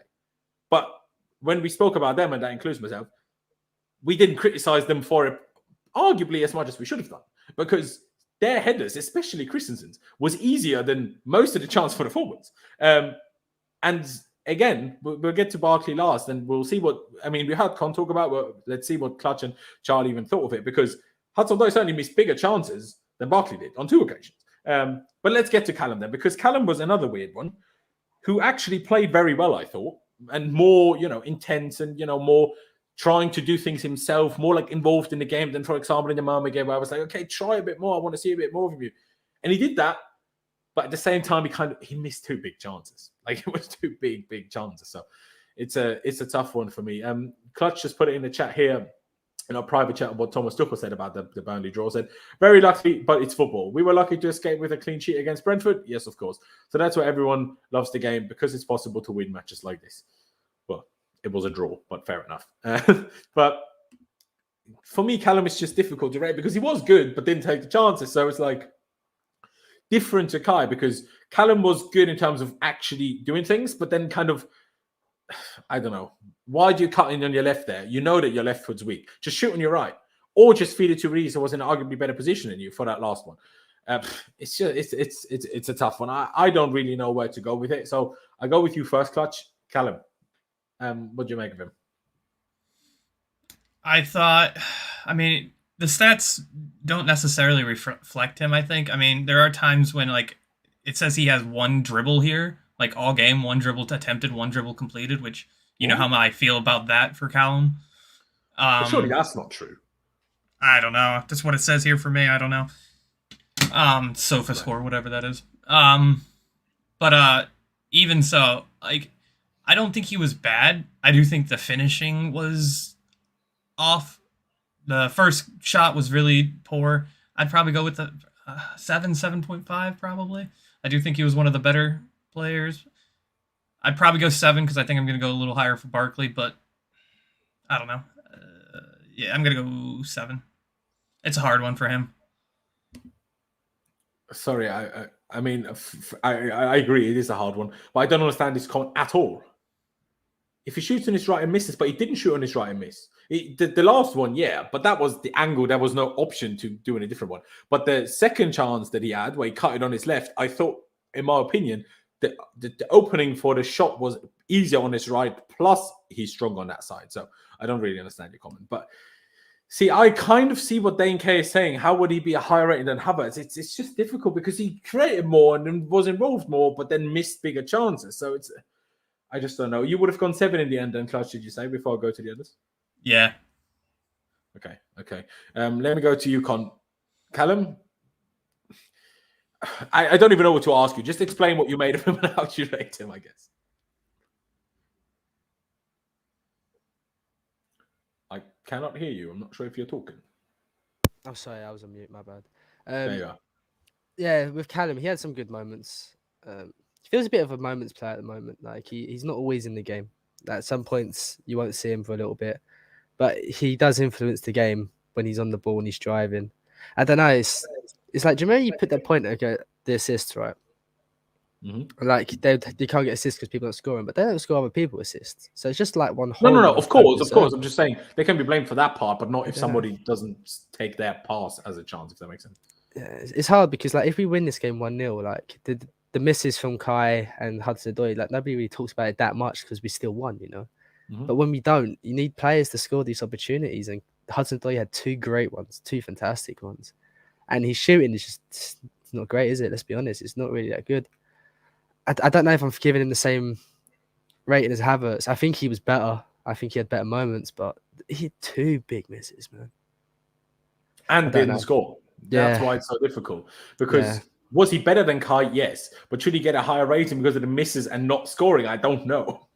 Yeah, it's one of those.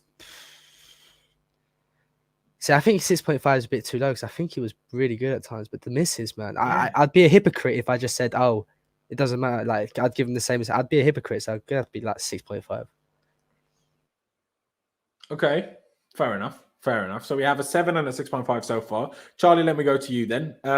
Callum, how would you summarize it? And a similar question to what I've asked the other guys. How do you value, I suppose, in terms of out of a 10 rating, how much of a decrease do 2 big misses give you? I thought Callum was quite good today. I mean, you know, everyone's going to talk about the 2 chances he missed. And yeah, they are big chances. And he's got to put at least one of them away. But I actually thought he was pretty good. He created enough opportunities for others as well. And if they'd taken those chances, we were talking about Callum maybe 1 or 2 assists, another great game, etc. So it's kind of fine margins, but he's got to do better. And this sounds repetitive with a lot of these players in the top end of the pitch. You've got to be more clinical in front of goal. No one in this front line, maybe apart from Lukaku, obviously, no one can finish. It just baffles me. You wouldn't be confident with anyone other than Lukaku in the forward line, going through and putting the ball in the net. So, you know, that's a problem for me. Callum, look, he's only 20 years old. You know, you'd expect that he will get better and his finishing will improve. He's still quite raw. He's had a good run of games recently through injuries. I think each game he has got better and he has influenced the game positively every time he's played. But, you know, ultimately, as Con said before, when you're playing for Chelsea Football Club, the standards are high, and it doesn't matter if you're 20 or you're 30. When you get presented with good opportunities, you've got to be taking them. I know everyone can miss an opportunity, of course, but you can't be missing 2 opportunities and 2 big ones at that. But I don't think he was bad. So, I mean, for me, I think Havertz should be a 6.5 and probably Hudson-Odoi should be a 7. Okay. I hear that. Like I said, we can still change the Havertz one later on if we want to, if we feel like it. Con, let me just ask you quickly. Does your Hudson-Odoi, the 6.5 you gave him, was that at all linked to Kai's 7? Or if we had Kai at a 6.5, would you then have felt more comfortable just saying it straight out to give Callum also 6.5? Was it at all linked?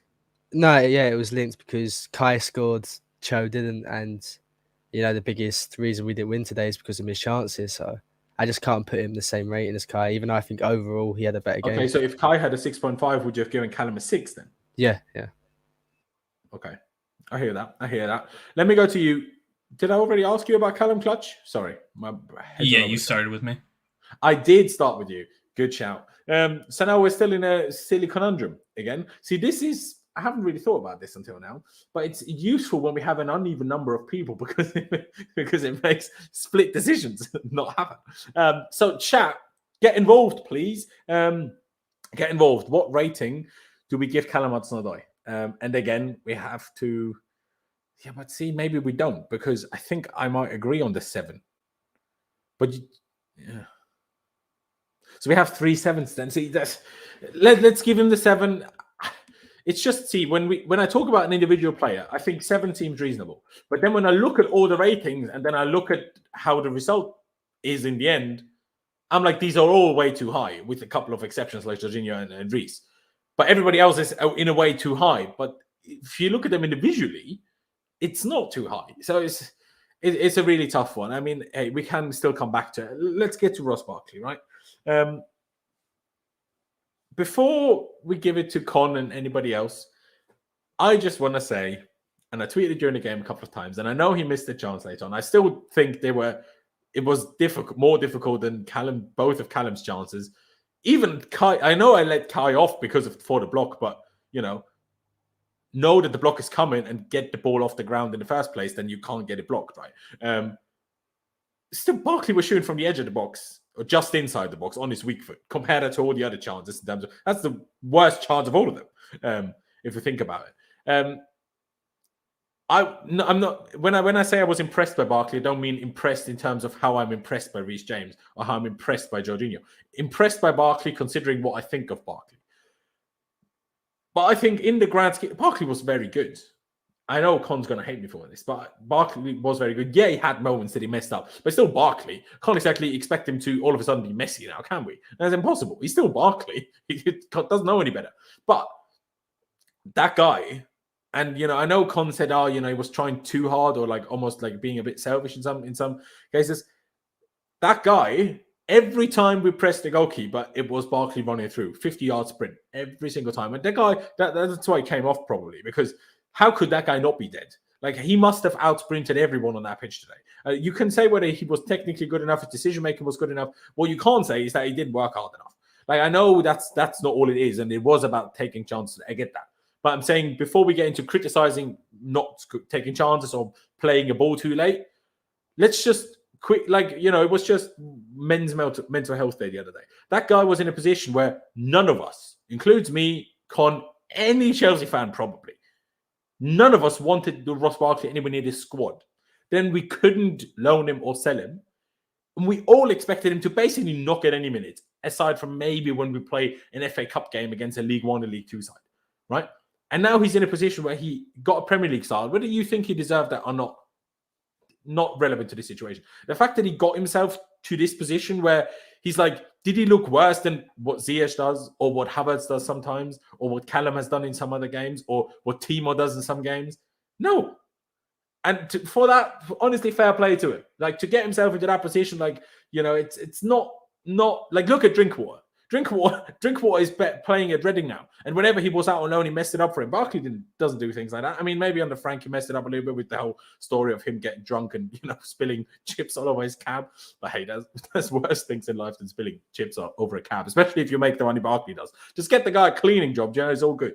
But before we get into criticism of those things, fair play to him, honestly. Fair play to him. I think it was, overall, I think it was good. To be honest, I think you're going to kill me for this now, but I think he was our best attacker. I actually think that. I actually think he was our best attacker in terms of that actually got the ball into areas where we needed to do something with it. Yeah, he missed chances and sometimes the ball came too late, but at least he got it there. So, I don't know. I'm not going to say my rating yet. I'll go last with my rating, but I think I just had to say that. Like, fair play to him, honestly. But I will let Con basically tell me how stupid I am right now. So, Con, why am I so stupid, and what did you make of Ross Barkley? Lawrence, bro, you're babying this guy, man. Honestly, you're like, it's good. It's Ross Barkley. Like, for Ross Barkley, bro, what is this, man? Like, I don't care if it's Ross Barkley. Why is he here? Like, the fact you're talking about him in that sense. Well, why he's here is because we have 4 injuries. That's why. Yeah. But it's like, why do we have to baby him like that? For Ross Barkley, it was a good game. That's what people say. Oh, for Ross Barkley. Why do we have to say for Ross Barkley? I know Kai and Callum weren't good. Callum was like one of the best academy products we've had in the last decade. That's why he gets the time and the chance. Kai Havertz gave us a Champions League final winning goal. That's why he gets the chance. What has Ross Barkley done for me to have patience and wait for him to do something? What's he ever done? 1 goal against Liverpool in the cup. Is that it? Like, he hasn't done anything in the Chelsea shirt. I'm not saying have my patience with him, though. I'm just saying, like, he needs to prove it, though. Like, he needs to be better than everyone ahead of him, because he's fighting the odds here, and he just wasn't today. Like, he did a few good things, sure, but the one time it really mattered, when he could have hit it on target, or Chilwell, who was screaming, by the way, watch it back, you'll see screaming absolutely. Chilwell's on his knees at one point, like, after it. That's just screaming, like, why didn't you pass? And that's Ross Barkley for you. People like, he had a game, but when the moments matter, like the big moments, his IQ just goes. Like, he freezes. It's like he freezes. You know that memes, like, he froze. My man didn't move.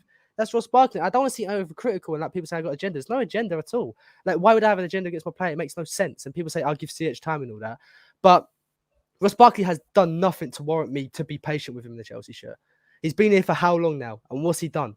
What has he actually done for me to be like, I should warrant this guy to give him time to do good? And I don't know, today's game, like in the first half, I was like, right, he's actually having a decent game here. I'll be honest, he did. But then when that big moment comes and he bottled it, I'm like, yeah, so Ross Barkley, man, you know? And people can say what they want about CH. At least he gets goals, you know? He scored last goal. He got the assist the game before. He can play poor, but he still comes up with something. What's Ross Barkley come up with? Let's be honest, it's not an agenda, it's just how it is. And look, I refuse to be patient with someone who's done nothing in the Chelsea shirt. I'm sorry, I'm just not. I ain't gonna abuse the guy. I'm not gonna slander him, but I'm not gonna be like, come on, Barkley, I want this kind of team, because that's just disingenuous, you know. I think today probably a 6.5.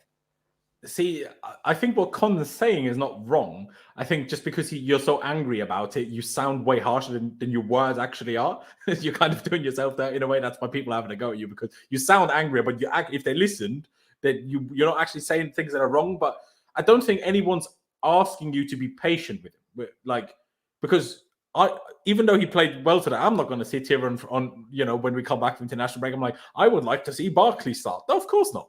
But once he is started by the manager, I'm like, to someone who I rate as highly as Thomas Tuchel, that Ross Barkley, who is in ability so far behind the Kai Havertz and the Callum Hudson-Odoi, that he worked hard enough to get in a position where he played. That's what I want to give him credit for. I'm not saying be patient and he'll now be our savior. That's not what I'm saying. I'm just saying he's so much worse than all of them, and still he managed to look as good, if not better than them. That's basically what I'm trying to praise, because we all know he's not as good as them other guys, talent-wise. But still, I mean, whether you think he wasn't their best attacker or he was, like I do, but doesn't really matter. Like, I think he had one big moment. Bro, in his biggest moment in the game, he bottled it. And that's a Barkley thing to do. That's what I'm saying. Like, when I see it from, let's say if that was Lukaku, right? I wouldn't be as harsh because I don't see that from Lukaku often. But I know Barkley's going to bottle it because it's just in his DNA. I don't mean to be harsh, but Barkley, that's just how he is. He bottles the big moments, man. And like sometimes he can come up with something and great. And these little cameos off the bench, he's been good. Fairs, that could be a part for him. But a starter, and Loftus-Cheek, by the way, he's proved himself more than Barkley this season. It's on the bench today when it made more sense for Loftus to start, instead of N'Golo. It's just, I don't know. I know it's a bit harsh, and I don't mean to be rude because I don't particularly like him as a player. Fairs. And I don't think he was horrible today, but it's just an accumulation of years, not just months, it's years of seeing Ross Barkley just do something stupid. And it's like, the patience is basically gone. That's probably why it might seem that I got an agenda. It's not that I hate him, it's just the patience is gone. It hasn't gone for the rest, if that makes any sense. I know I'm a bit heated. No. I see what you're saying with that. I'm not sure I agree because I feel like, has Barkley ever had enough chances other than under Sarri, and that's a long time ago, to even be like, say, oh, he bought it in big moments. And how many big moments has he had? Like 3? Like, do you know what I mean? Like, has he ever played enough to have big moments? Because he never played big games for us, did he? So how many Valencia, bro. That made us finish second in the group. Sure, Valencia, that's true. Valencia is true. But it's not his fault that he was given a penalty. Like, that was like Lampard, don't give him the penalty. Like, that should be on the manager to know that he's the bottom job. It's not his fault. But I mean, it is his fault, obviously. But I'm like, it's like, when a child's a bit overactive, ideally it has a parent that, knows that and doesn't let it run next to the edge of a cliff, because chances are it might fall off because it doesn't really know what's going on. And on that same note, don't let Barkley take a penalty. What are you talking about, Daniel? What has that got to do with Ross Barkley bottling in a big moment? I don't understand. But anyway, you said 6 or 6.5, Con?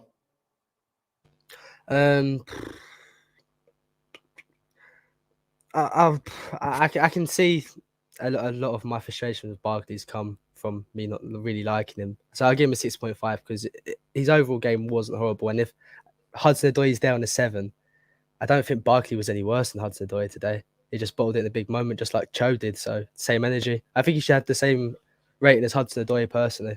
I don't think being lower would be fair. Fair enough. And to be fair, you wanted to give Callum a 6.5. So we'll revisit all 3 once we're done with all 3, if that makes sense. So let me go with you next then, Charlie. Myself and Con and the chat had a long old conversation about big Ross Barkley. Now, I've seen a lot of 7.5s for Ross Barkley. Let's see what the other guys say. Charlie, what do you make of Ross Barkley and how would you rate him on the day? First, I just want to say that I think he's done exceptionally well from the start of the season, not even having a squad number, to actually getting some minutes and starting a game. That's kind of credit to him and working hard. But in terms of his performance, I always feel with Ross Barkley, he's a bit like Jack Wilshere about the injuries. Great when he was kind of 17, 18, 19, etc. We're having the same conversation about Ross Barkley. Oh, he's got potential. He's like 25, 26 now. Like, he's not realising his potential. It's as simple as that. And the reason he's been at Chelsea a few years now, the reason why he's not playing or not had a lot of moments, he's not good enough. That's the simple facts for me, that Ross Barkley is not good enough for Chelsea Football Club. Yes, I'll always support him when he comes on the pitch for the club, of course. I'm never going to have an agenda or boo my own players. But the facts are that Ross Barkley not good enough for Chelsea Football Club for me. We tried to get rid of him in the summer. We couldn't. There's a reason why no one wanted to take him. Probably because 1, he's not good enough, and 2, probably he can't afford the wages either. But I mean, I just don't think. Look, today he wasn't bad. Of course he wasn't bad, but it's the same things with him. I think there's an arrogance about him that he thinks he's a lot better than he actually is. If he just uses a bit more football brain, he's not taking that chance on. He's playing Chilwell in. There's just a bit more awareness about him. I thought he links up play quite nicely, but when it matters the most, decision making in the final third is so poor. And it's not just him today. It's a lot of players, and it will be a lot more players as well going forward for the rest of the season. But 27 is not old. No, 27 is not old. But like, in terms of how long we've been talking about, he's not a young talent anymore with 27. He's not a young talent anymore, which is my point. The patience does run thin. It's a little bit like with Ziyech as well. You could understand if he was 21, 22. The guy's 28. There's only so many opportunities you keep giving these players. And I just feel that kind of Barkley, could play a role from the bench for me, and, be a bit of a weapon in certain situations, but not starting Premier League football matches for Chelsea for me. Not good enough. I mean, today, yes, good in moments, but ultimately for me, when it mattered, like, he just didn't deliver in the final third like everyone. But like Con said, I don't think he was any worse than Callum Hudson-Odoi. So, I mean, I'd probably give him a 6. Remind me, Charlie, would you have given Callum the 6.5 or a 7? I gave Callum the 7. So I mean, on that, I kind of sound like I've slated Barkley, but like, do you just expect more from someone that's playing for Chelsea Football Club? And it's not no disrespect to me, he just isn't at the level required. But today he wasn't that bad. So I mean, I can't give Callum a 7 and then give Barkley less. So I probably have to go with a 7 for Barkley. Fair enough. One thing I quickly want to say before I go to Clutch. I know he could have squared it to Chile, but with how Chile played today, I was more confident that Barkley was scoring it on his weak foot than I was if he gave it to Chile. I know he didn't in the end. I'm just saying, if you ask me who's more likely to score after 80 minutes of this game in this scenario, or not 65 minutes at that point, or whatever it was, whenever the sub happened, it was 85 minutes. Actually, it was quite late, wasn't it? But regardless, who do I trust more, Barkley's left foot or playing it to Chile with potentially 3 people trying to block that shot or 2 people? Who would I more back to score? I would probably pick Barkley, regardless of today's game. Even like go back to the summer, who would I back to score from the edge of the box? Probably Ross Barkley above anyone other than Mason Mount in our entire squad, quite frankly, because Barkley's not good at a lot of things. But shooting and being both-footed is one of the things, if anything. But Clutch, Barkley. I'm feeling at the moment, by the way, that we should maybe give all 3 of them a 0.5 lower than they currently are on, because, we still almost too many chances, right? But we'll revisit it once we have finished the Barkley one. But Clutch, what did you make of Barkley? Chelsea's Vin Diesel is what I call him, because that's who he looks like. He's a hard one, because for Barkley's standards, he was good today. Like, for what I expect Barkley to do and what I think his level is, like, he was above that today. But I've also been talked down from everybody else. I think I would probably go with a 6.5 for Cho and Barkley, because I don't think Cho was better, but I do think Cho had 3 big chances created. Barkley did not. But Barkley also, I think his final third decision making is what kills him at the end of the day. Can someone please tell me which are the big chances that Callum created? Not because I doubt that he did, but I want to know which ones they were. Does anybody know? He created one for Kai that you said was blocked, that we agreed was blocked. That was him. Did that come from Callum, not Reece? Yeah, that came from Callum. Okay. And then I don't remember the other 2, but that's what the stats here say. So I don't know. But I mean, I'd probably. I still think Barkley's chance might have been set up by Callum. Now that I think about it, I don't remember. Probably though. I don't remember either. But yeah, I'd probably give them both, like, because Callum's finishing was bad, but he also created some big chances. Barkley's decision making was bad, but I think overall he did more in the game as far as attempting to make things happen. Plus, Barkley had a lot of good crosses. I do think he had. And once Barkley was off, all our corners were awful.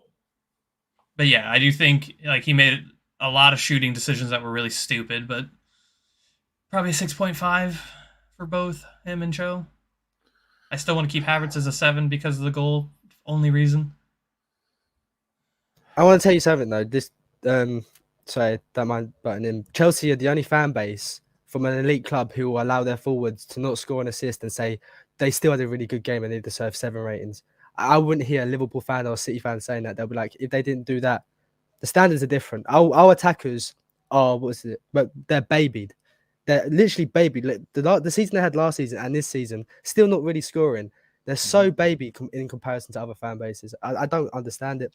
I think sentiment comes into like a lot of people's view on how people play the game. I think you have some people who really rate a player and then they'll vote it off that. Like, I'm probably more harsh on Callum because I don't think Callum is as good as a lot of other attackers that are. But I can also see like where my harshness comes in from that. Maybe I think I see people talking about him and I think, for this player that I hear that he is and I don't see that, and I might give a harsher rating because of that. I do think there's a lot of sentiment that comes into our squad. Like, there are players that, like, I agree with Con that we probably let people off with things that we probably shouldn't, but at the same time, I kind of understand in a way. The problem is that maybe Kai a little bit, but none of these 3 are expected to be our goal scorers. Like, that's half of the problem here. Like, yes, but none of them are the types of a Salah or a Mane who you expect to score 15 plus goals a season. None of them are that except Kai, and are ever going to be that, right? So, and kind of Barkley and Hudson-Odoi were kind of the opposite of what Cristiano Ronaldo is every game, who's awful and then scores a goal.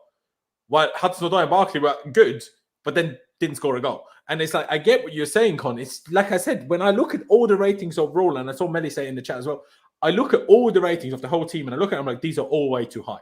But then when I think about each player individually, I'm like, yeah, okay, but you did these things good and these things good, and I was pretty happy with you. And then you had one bad moment, two bad moments. How far? Bro, do you know one thing we haven't taken into account today? The opposition. Burnley, 1 win in the Premier League all season.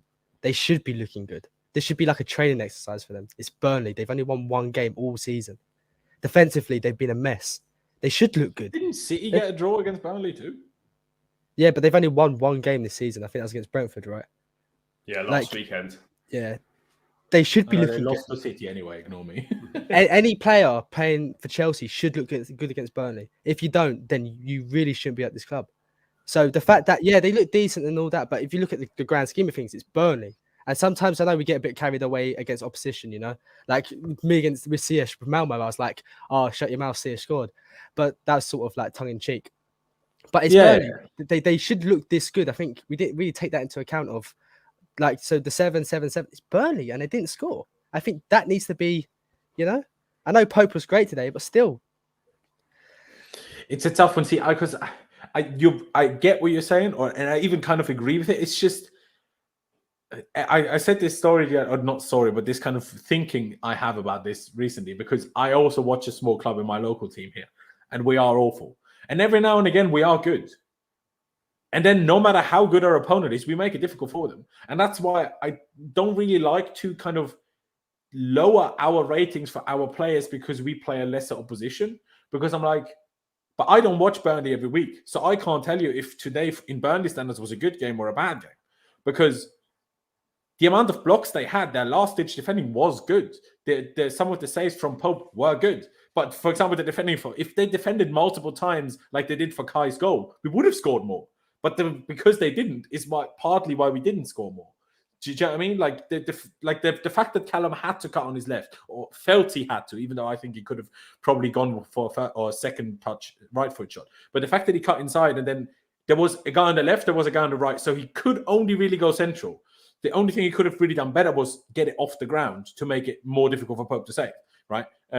He should have gotten it off the ground to make it more difficult. But it was like, do you know what I'm trying to say? Because we don't watch Burnley every week. So who am I to say, just because their results are bad? Look at us today. We will now we drop points against Burnley. But what was our overall performance? Bad? No, it wasn't. Our finishing was bad. But overall performance wasn't.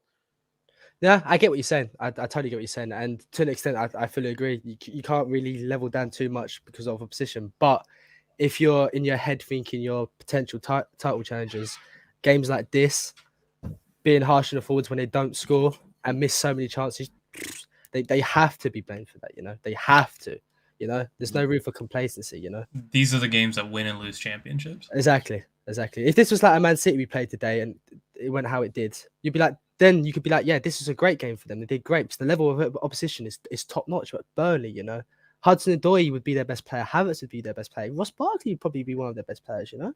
Like, he probably would, yeah. Just Danny Drinkwater wouldn't, because he tried alone there and even they didn't want him. I know this is a bit harsh and I'm a bit frustrated. Like, I'm not angry, but I'm frustrated at them today, you know? Really frustrated. I just think this is could be a bit of a bigger issue going forward, though. You know, as Clutch just said, you know, look, you're gonna have games where you dominate and for whatever reason the ball don't go in the net and you drop points. And that's what I felt it was today. You should be beating teams, of course. But my big concern is that with how good Liverpool and Manchester City are this season, you cannot afford to have little slip-ups like this if you want to win a title. And ultimately, you know, we could look back come the end of the season. I'm not saying this exact moment will cost us a title, but it's dropped points in games like this, which you cannot afford to do when you're chasing for a league against the quality of opposition that are challenging us for that league title. And another problem I feel is, you mentioned, mate, that they're not necessarily all in the front three to score goals. But then what are they in there for? Because like, when you're in the attacking end of the pitch, you're there to score goals. That's the emphasis is on that area of the pitch for goals to come from. And the goals are not coming from those players. So I we've kind of gotten away with it so far, but we need to get Lukaku integrated into this side and up to speed quickly, because at the moment, for me, even this season so far, we've done really well, but we're not getting very many goals from the forward positions. The goals are coming from all the defenders. And I just think going forward, this is... but they're not defenders, though. No, not defenders, but they're coming from areas of the pitch. Reece was half the game. He was more forward than Callum. Yeah, no, I agree with you on that part. Look, it's great we've got goals from all over the pitch, but ultimately, we're paying these forward players hundreds of thousands of pounds a week, and they're not doing what they've been brought in to do, which is put the ball in the net. None of them are doing it on a consistent basis, and it's so frustrating because we've got the talented football players there, and we've got a team that's good enough and a squad that is good enough to win the Premier League. But you just feel that if we don't sort out our finishing issues, then we're going to ultimately come up short. That's actually spot on. That's 100% true. That's why we signed Lukaku for 100 million, you know? Like, I remember talking with you, Laurenz. Do you remember last season when we was talking, like, if we could get someone to get goals, like, where's something different? And without Lukaku, we're seeing the same sort of thing. I'm a bit nervous. If we didn't have the problems we did last season. Well, we did today. We also, without Lukaku, scored 7 goals against Norwich. Yeah, no, I know. And that was a good day. Don't get me wrong. But there's been performances where, you know, we're really, really cutting it, you know, just about getting it done. And sometimes what happens if you don't get a little bit of good fortune, you know, just get a bit worried. So, I mean, who's our second best finisher besides Lukaku? Who would you say is the second best finisher on the team? Reece James. At the moment, yeah. Yeah. Which is not good. It should be a Havertz or a Timo or a Christian or well, I shouldn't say Mason because I don't think that's his game. But like one of those forward players should be second in finishing, but they're just not. So what's happening? And it's going to cost us later, and it's going to cost us big. I mean, that's a big problem when you think about it like that. You go, other than Lukaku, you're not trusting any of your other forward players to actually put the ball in the net, and you'd rather trust. I know they're not defenders as such, but you'd rather trust, you know, people further back in the pitch to put the ball in the game, put the ball in the net rather than your forward players. That is that's quite a big negative on your attacking players, that you'd rather trust defensive-minded players to put the ball in the net rather than them. Yeah, no, it is a problem. And I mean, Houston said it here. Every game we have a player miss an open goal, essentially. Is that possible? And he says that about, like, this is not just now. You could almost make that a case for that. For the last 3 years, 4 years, 5 years straight, ever since Diego left, we've basically had that very issue. I mean, I say that as if it's just Diego. Even when we had Diego's, Willian missed and sitter. Pedro, to be fair, rarely missed sitters, and obviously neither did Hazard. So maybe since Pedro's got a bit too old for the Premier League, since Diego left, and then obviously Hazard, like, the amount of strikers we've had, they keep missing sitters like over time, and I'm not including Lukaku in that. I'm talking like Morata, Torres, you know, Timo. It's a problem. I have now put all of them to 6.5. I know Con said, you know, Havertz scored, but I just think Havertz was overall not as good as the others, so that even the goal doesn't give him a higher rating than the others. I honestly don't think so. It's just. It's a frustrating one. It's a frustrating one. We have a super chat here by Farseed Ali. Sorry if I butchered your name, bro. But he says, can't win a title if we drop silly points like this. If Liverpool or City go on a mad run, it's over for us. It's over for us. Now, you say that City have dropped points against opponents that arguably shouldn't be dropping points against twice already this season. Like, you know, like City drew against Southampton at the Etihad and were lucky not to win. We were lucky or unlucky not to, they were lucky not to lose while we were unlucky not to win today. So, I mean, while you're not wrong, it's still like, wait. You can't just say now because we dropped points once, now it's all over. City and Liverpool won't lose for the rest of the season. Well, City already have. And to make a point, we thrashed Palace and we beat Brentford, and they're two teams that Liverpool and City have dropped points against. So, no need to lose our heads right now, innit? No, exactly. And I mean, we'll quickly get through the subs as well because we've been going for a while already as well. But the whole Tuchel thing, all our players and the manager apparently got under their skin today. That was a much bigger problem than the performers on the pitch. Like I said, that's what I touched on earlier with Reece. I was like, what? Don't rile them up while it's 1-0. Rile them up when we're cruising. Don't rile them up before. It's just a dangerous game to play with a team like Burnley. That's why no one likes playing Burnley, because they are just shithouses. But in a good way, not when you play against them, but in general, a good way. They won't do a Norwich and just let themselves get smacked 7-0. That doesn't happen to Burnley. Even against City, they never get like, I mean, maybe once they lost by 5 against City, but even that very, very rarely. Burnley aren't the team to concede 5, 6, 7 like Norwich have done. Right? Burnley don't do that. So that's why it's like, I mean, I love the shithousery of Tuchel that he's celebrating in front of Sean Dyche after the whole bust up in the first half. But at the same time, like now in hindsight, we didn't win. It looks a bit silly. Should have rather focused on making a sub earlier rather than celebrating in front of the opponent. It's just, but you can have that small go at everyone for everything. And that's why we end up with ratings where you're like, okay, yeah, you did this wrong, but you did so many other things right. That's the problem with a game of football is 90 minutes long, and how much value do you give to each individual thing? Let's quickly get through the subs, because there's not much to say about any of them, because none of them really did enough or had enough moments to do anything. Because I felt since that 1-1, we like lost all sorts of composure. Like the team was clearly not used to it anymore when we have to chase a game late on. Like, when was the last time we had to do that? Other than when we were down a man against Liverpool.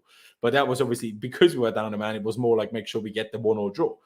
And we were all over the shop. The amount of counter attacks Burnley all of a sudden had, and we could not handle it, was bad. And yeah, but I don't know. Let's just rattle it through. Charlie, what would you give Ruben?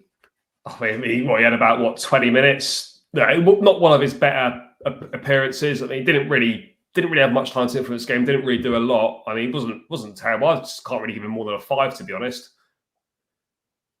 Fair enough. Clutch? I'd agree, but if we're doing like 6 as like the average, I'd do a 6. Because, I mean, he didn't do anything great. He didn't do anything bad. So just in between. Fair enough. Con? Probably, 5.5.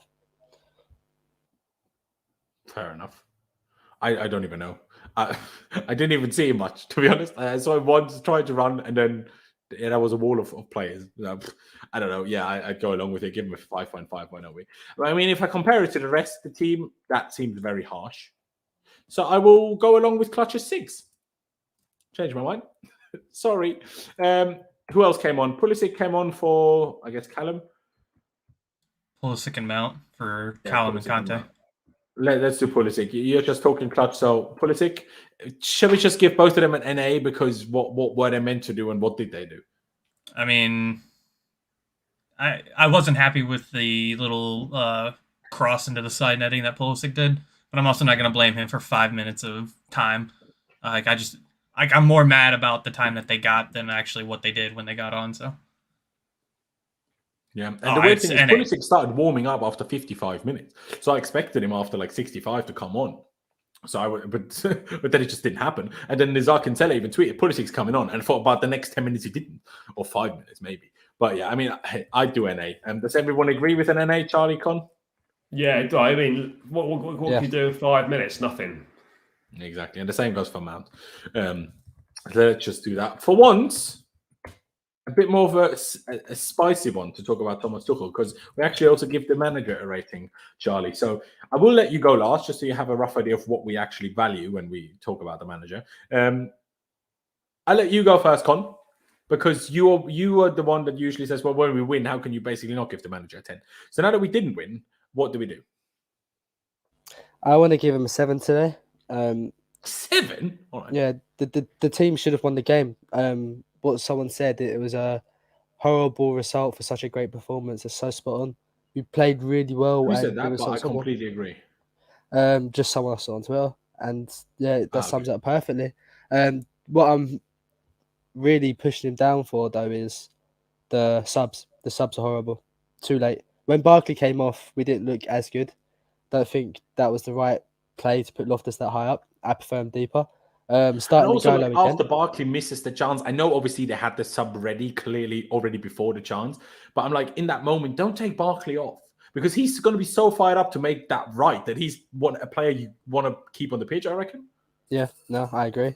And the Pulley and Mount one, what was the point? What was the point? Like, with how much the game got disturbed, they barely got to touch the ball, and internationals are coming up. Why not play Pulley for 15 minutes? If you feel something a bit tight, it's an excuse not to send them out to the US, So yeah, To be maybe honest, even 6 to be honest today. Like even though we should have won this game, like his in-game management today just won it. It won it. And the back three, why do we always have to? Why can't we for once just drop out a centre back and say, you know what, here's another extra attacker? Why can't we ever do that? I don't know. especially when the centre backs like today decided to be playmakers for the last 10 minutes Yeah. and just kept the ball constant. I'm like, put the ball forward, man. Yeah. To be honest, like I know Clutch will now disagree with this, but I think if we make the sub so late, I think we should have brought Ziyech on, not Pulisic. Not because Pulisic can't do it, but the way Burnley was so low, just put the guy on that's more likely to score a screamer from distance. Like surely that's more likely to happen by that point than Pulisic dribbling through 17 opposition players. Like that, it's physically impossible. And there's not enough space for him to even make any runs in behind. So by that point, why even bring Pulisic? Honestly, not because Pulisic is like not good enough for it, but I just feel like at that point, you might as well tell Ziyech, just shoot and see if you can get it in, basically. But fair enough. I mean, on the 6th, we'll see what the other guys say, and then we'll see what we get to. Let me go with you, Clutch. Clutch. What'd you make of Big Tommy T? I think he's one of the main reasons we lost today. I mean, the subs were just like, I can't stand late subs. Like I can understand maybe midweek or something. I can maybe understand only bringing on 2 subs, but like the fact that we waited, like Ruben is good at what Ruben does. But in the position that we got put into at that point, he's not going to be the one that's going to make the chance. Exactly that. He's not a striker. And I completely agree. Like, if you're going to bring Pulisic on, you need to bring him on within the 55th minute, 60 minutes, somewhere in that range. 55 to 65, somewhere in that range. So you can get a little bit of time to get into the game. He's going to have a little time to dribble at opponents. 5 minutes, he's pointless. He's literally the most pointless sub I've ever seen made. I even tweeted that out. It's very pointless to have him. I agree with you saying putting Ziyech in at that point.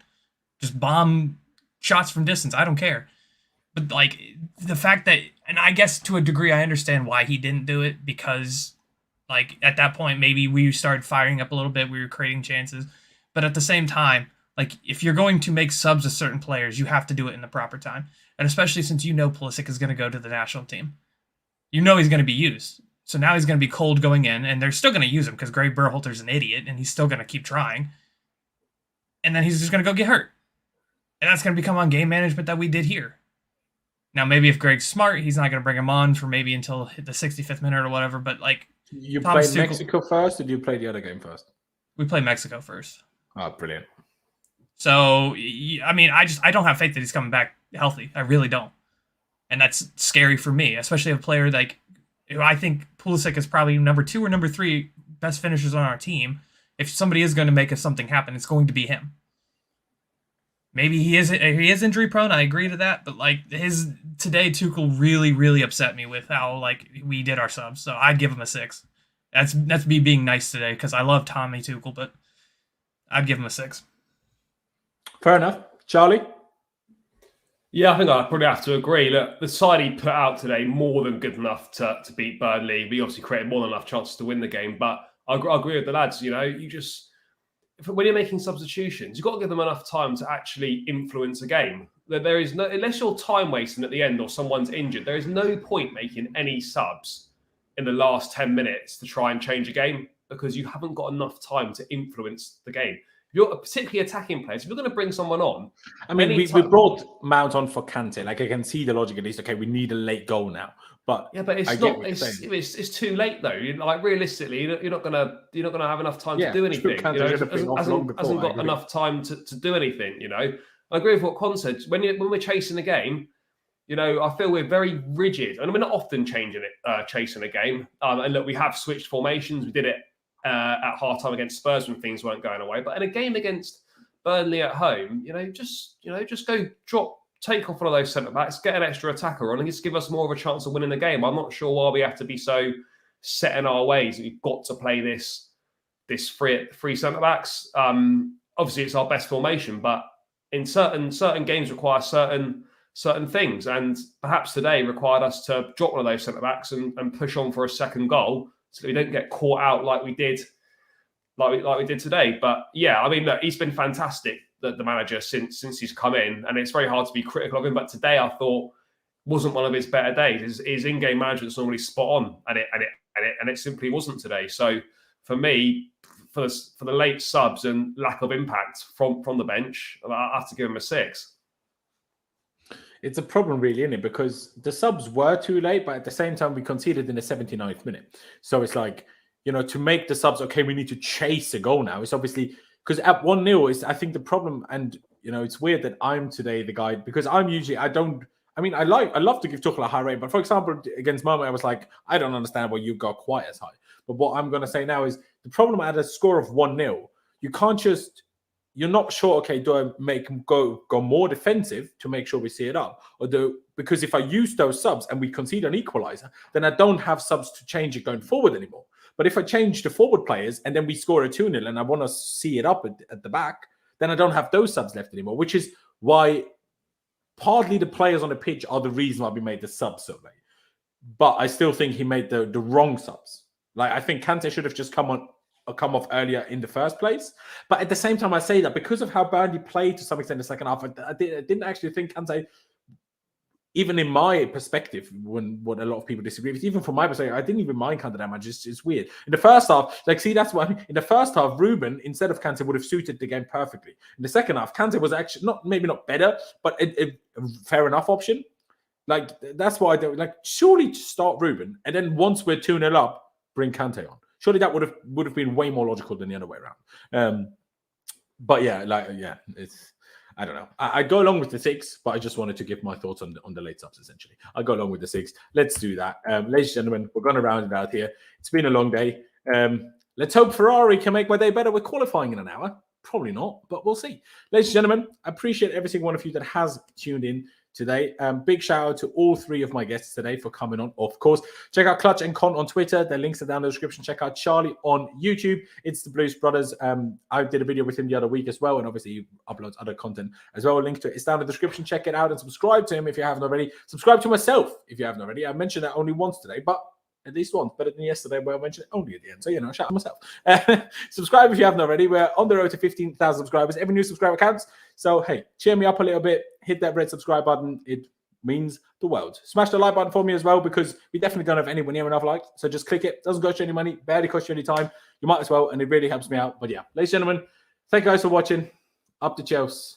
Upwards and onwards. If this thing starts loading, I will actually give you the outro. I have to do it again, because otherwise the pauses just don't work. Thank you guys for watching. Up to Chelsea, upwards and onwards, and I'll see you next time.